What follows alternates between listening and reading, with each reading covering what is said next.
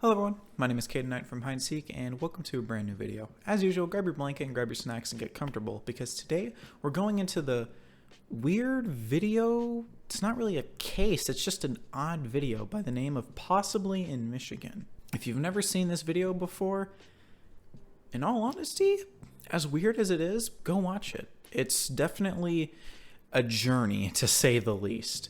It's odd. I don't know how to put it. I'm going to go into it, obviously, understandably. I'm making a video on it. But just, it's going to throw you for a whirl. It's going to make you feel a little weird. It's going to be a little uncomfortable. But anyway, enough of my blabbering.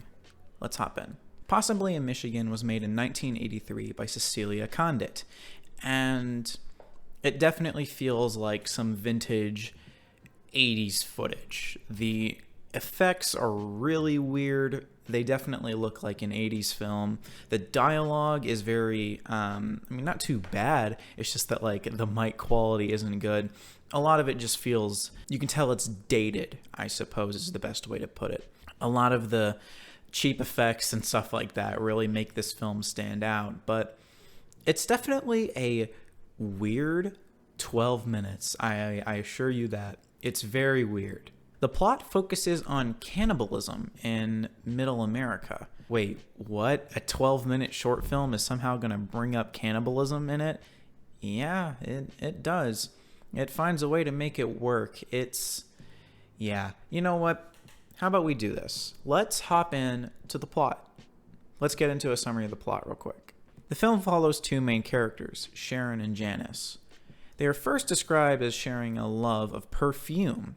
The friends walk around the mall and try on perfume and talk, just like any other teenagers or young adults at the time would do. While they're doing this stuff, a man wearing this weird mask with a wide rounded mouth follows and watches them. He then follows the women home, changing his mask into different animals in the process. Eventually, he makes his way into the house by breaking in. The man promises Sharon his love, saying that he'll eat her and that the price of love is an arm and a leg. Sharon then says, "I don't think love should be the price of an arm and a leg." He proceeds to attack and attempt to make moves on her, but Janice then shoots the man before Sharon is further harmed. The friends cook him into stew and are seen testing the stew and blood from glasses. Lastly, they drop off his remains at a street corner where the garbage truck picks it up. Yep. That's the whole plot. That's it. That's all that happens in 12 minutes. 12 minutes. All of that goes down. So it's definitely a journey, to say the least. In all honesty, after watching it the first time, it felt really weird. I definitely didn't have any idea of what I was understanding. But when I watched it a few more times, I started to gain a little bit of an appreciation for it. So a few of the songs and stuff like that appeared in like TikToks from like 2018 to 2019, and they still might be used even today. But for the most part, TikTok kind of popularized this film in 2018 and 2019, and it got a lot of appreciation from Generation Z.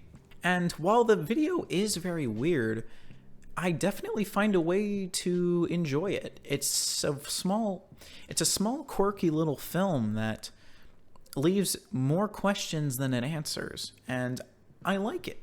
It's weird. Some of the dialogue is delivered very awkwardly. There's instances where Janice and Sharon are talking in the mall about perfume, and they talk about this woman's poodle. Now, you might think that they might have the conversation in a way that we're having it right now, where, they're informing them about this woman that microwaved her poodle in some oven. No, she says it in this sing-songy kind of way, and it feels almost awkward. It feels quirky. It makes you kind of tick a little bit.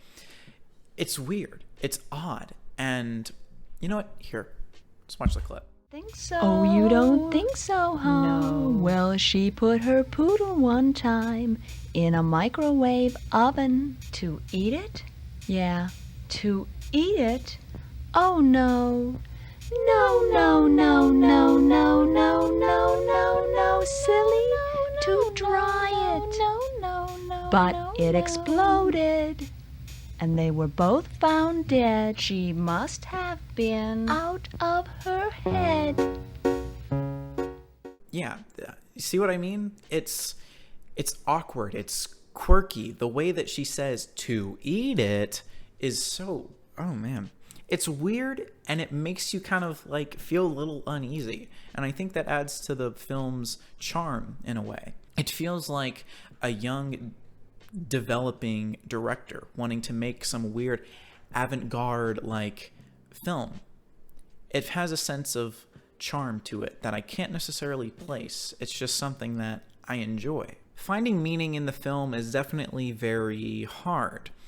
The whole thing is very awkward. It's weird, so it's very hard to place, well, this clearly symbolizes something. After doing a few hours of research, I haven't been able to find much. There's little to no articles on this. There's a few talking about how TikTok popularized it, but for the most part, finding a true meaning in the film is not seeming to happen.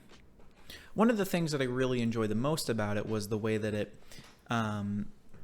separates their weird, happy, sing-songy kind of words to the actual lyrics and tone of the film. There's a strange-looking man at my door. What's he look like, Sharon? Is he that one I won't be seeing anymore? Well, he's not your run-of-the-mill animal. Fiend.